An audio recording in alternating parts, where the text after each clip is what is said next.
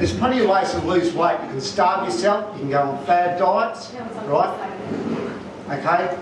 You can go high protein, low carbohydrate diet. You go on high protein, low carbohydrate diet, it works like this. No carbs, your body goes straight to the blood for sugar. As soon as those levels are gone, it goes to the glycogen stores in your liver. That'll last probably between 3 and 8 hours. Then it'll go to the glycogen stores in every muscle in your body. That'll take probably another 2 days.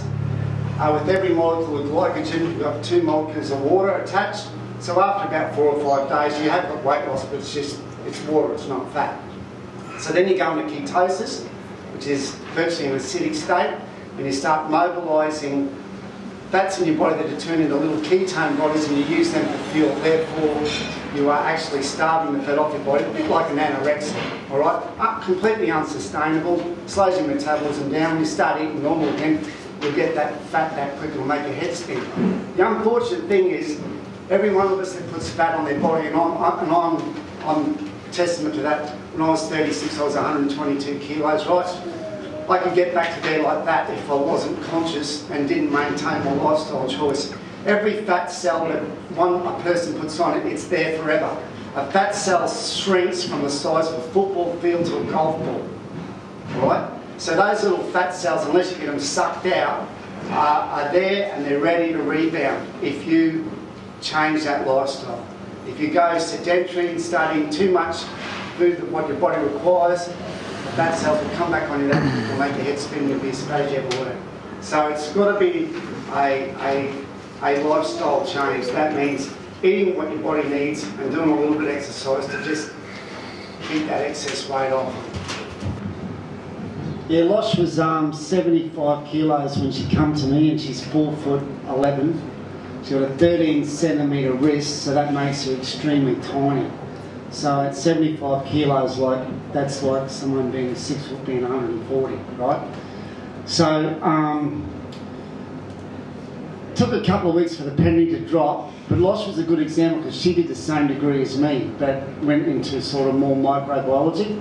But in driving to yoga quite a few times during the week, we would sit and talk about biochem and blah blah blah and food groups and stuff like that, and before you know it, the penny dropped and she lost 46% of body weight. So that happened over a period of 14, 13, 12, 25, 37 weeks, yeah. So she lost 31 kilos, and the thing is now she's so in control of her body that if she doesn't do cardio, she just sticks to her eating plan and she doesn't gain weight. So, I mean, she's a good one to ask herself. You got something to say? Just don't deceive yourself. When you look in the mirror, you have to appreciate who you are. Also see where you need to work on, and it's like Mark was talking about before, energies. You choose to see something good, you want to see something good, you want to feel good, go with positive energy and don't think too much about it, just do it.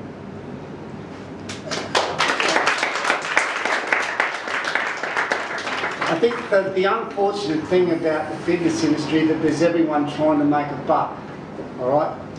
Obviously I'm in it for a living, but I'm very passionate about helping people in every way, shape or form, people with disabilities, chronic disorders and stuff like that. But I stick to the same basic principles. And the thing is, you know, if other people get in your head and you read what's in the Woman's Weekly and, you know, what's in, you know, some stupid bodybuilding magazines at times, it'll just derail you. And it needs a multitude of a lot of different foods.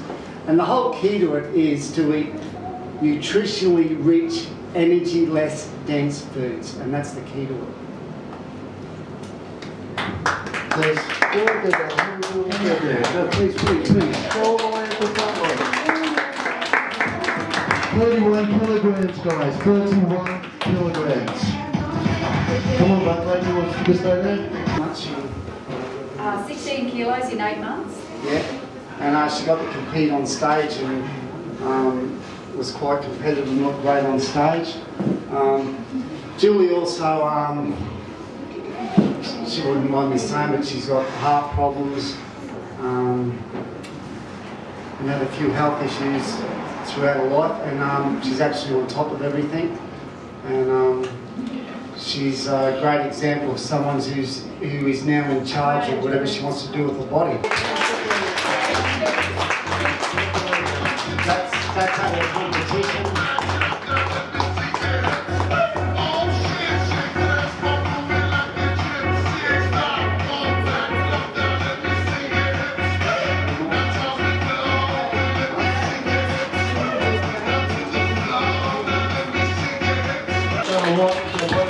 Just the big tempo and the walk it up. I'm gonna dance, dance, dance to the beat of my drum. Gonna feel my blood running wild and young. Kelly come to me with a desire to be a bikini babe, was to get on stage and go on a bikini comp.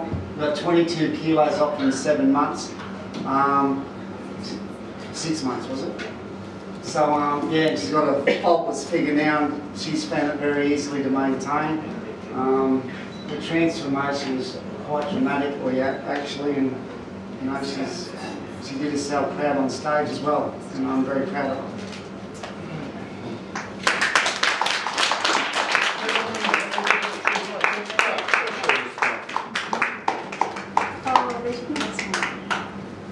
Okay, Christine, is it? Yes? You only have to be 7 kilos above your right weight for the chances of cardiovascular disease to get you to increase by between 40 and 50%. That's a fact. So when people are 20, 30 kilos overweight, within 15 years, that's why people dying now of heart attacks in their late 30s, early 40s nowadays, because they've been obese at a younger age. So cardiovascular disease does take about 15 to 20 years to manifest in an overweight person. That doesn't mean there's any genetic predisposition. That just means that if you're overweight and you're sedentary, chances of it getting you at a younger age increase by 40 to 50%.